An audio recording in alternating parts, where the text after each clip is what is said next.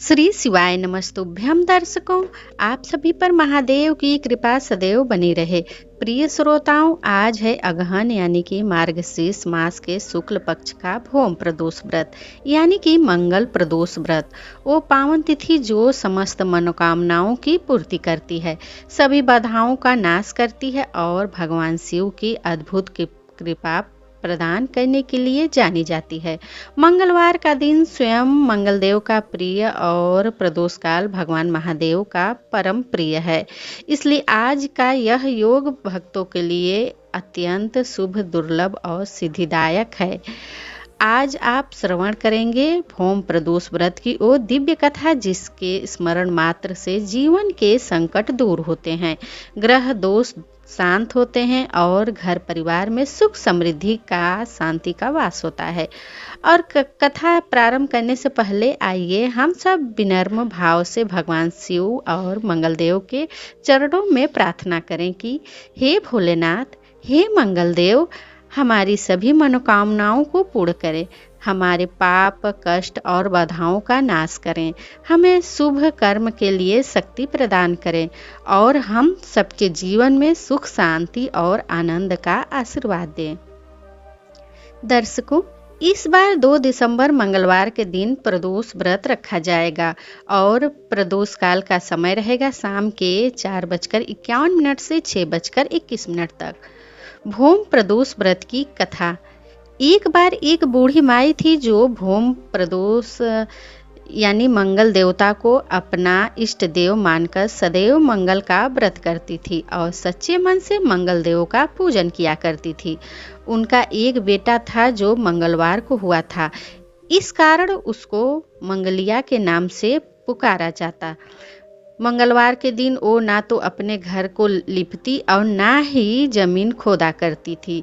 एक दिन मंगल देवता उन वृद्धा की श्रद्धा की परीक्षा लेने के लिए उनके घर पर साधु का रूप बनाकर आए और द्वार पर से आवाज लगाई।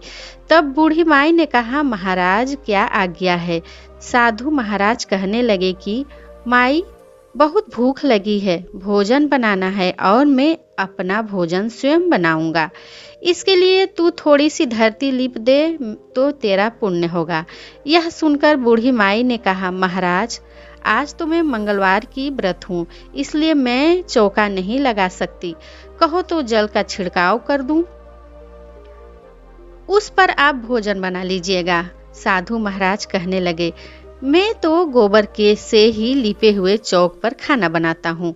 तब बूढ़ी माई बोली, महाराज, अगर धरती लेपने के सिवा कोई सेवा हो तो बताइए, मैं वह सब कुछ कर दूंगी। तब साधु महाराज ने कहा कि सोच समझकर उत्तर दो, जो कुछ भी मैं कहूँ वह सब तुमको करना होगा। बूढ़ी माई कहने लगी, महाराज, धरती लिपने के अलावा आप जो भी आज्ञा देंगे मैं उसका पालन अवश्य करूंगी। बूढ़ी माई ने ऐसे 3 बार बोलकर वचन दिया। तब साधु महाराज कहने लगे, तू अपने लड़के को बुलाकर औंधा लिटा दे, मैं उसकी पीठ पर भोजन बनाऊंगा।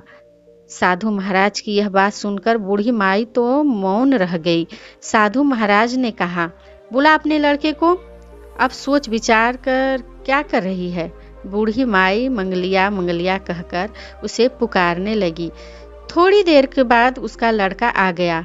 तब बूढ़ी माई ने कहा, जा बेटा, तुझको बाबा बुला रहे हैं। लड़के ने बाबा जी से जाकर पूछा, क्या आज्ञा है महाराज? बाबा जी ने कहा, जाओ अपनी माताजी को बुला कर लाओ। तब माताजी आ गई तो साधु महाराज बोले कि इसको तू ही लिटा दे। बूढ़ी माई ने मंगल देवता का स्मरण करते हुए लड़के को औंधा लिटा दिया, उसकी पीठ पर अंगीठी रख दी और कहने लगी, हे साधु महाराज, अब जो कुछ आपको करना है आप कर लीजिए, मैं जाकर अपना काम करती हूँ। साधु महाराज ने लड़के की पीठ पर रखी हुई अंगूठी में आग लगाई और उस पर भोजन बनाया।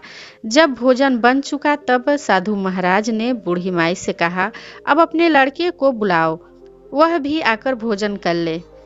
तब बूढ़ी माई कहने लगी, यह कैसे आश्चर्य की बात है महाराज जी, आपने तो उसकी पीठ पर खुद ही आग लगाई और उसी को प्रसाद के लिए बुला रहे हैं, क्या यह संभव है?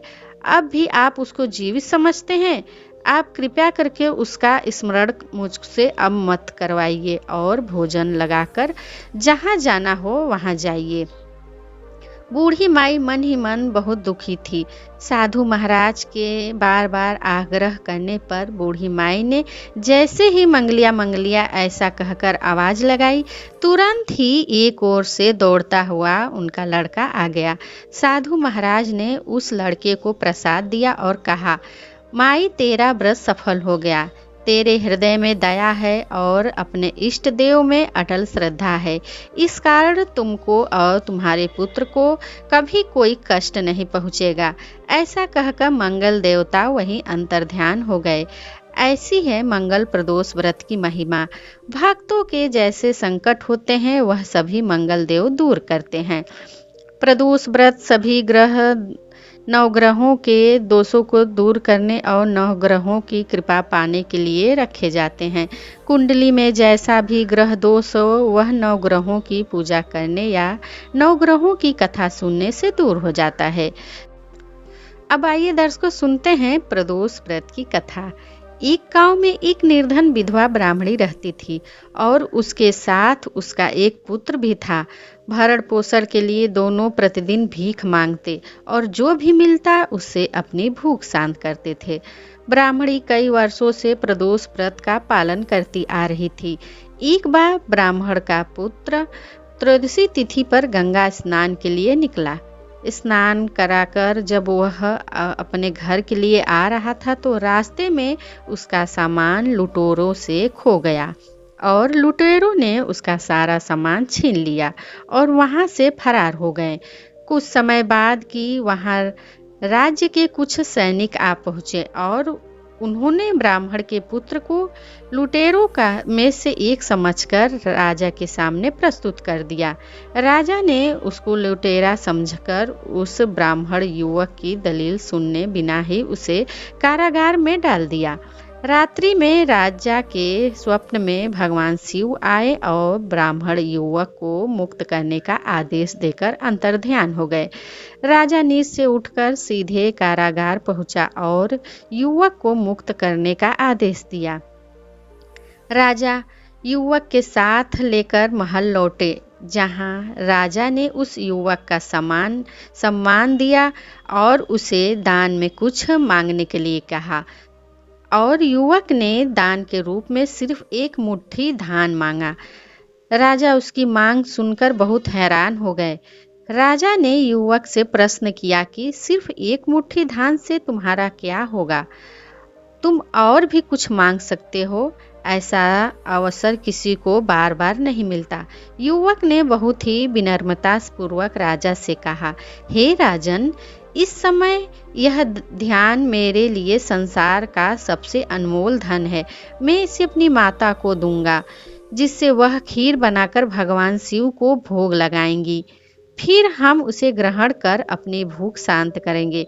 राजा युवक की बातों को सुनकर बहुत प्रसन्न हुआ। उन्होंने मंत्री को आदेश दिया कि ब्राह्मण के दरबार में सम्मान के साथ लाया जाए। मंत्री ब्राह्मणी को लेकर दरबार पहुंचे और उन्होंने सारी बातें ब्राह्मणी को बताई और उनके पुत्र की प्रशंसा करते हुए उपग्रह मणि के पुत्र को अपना सलाहकार नियुक्त किया। इस प्रकार निर्धन ब्राह्मणी और उसके पुत्र का पूरा जीवन बदल गया। तो दर्शकों, वीडियो पसंद आने पर चैनल को सब्सक्राइब कर लें और वीडियो को जितना ज़्यादा हो लाइक और शेयर कर लें। मिलते हैं नेक्स्ट वीडियो में एक नई कहानी के साथ। तब तक के लिए श्री शिवाय नमस्तुभ्यम। हर हर महादेव।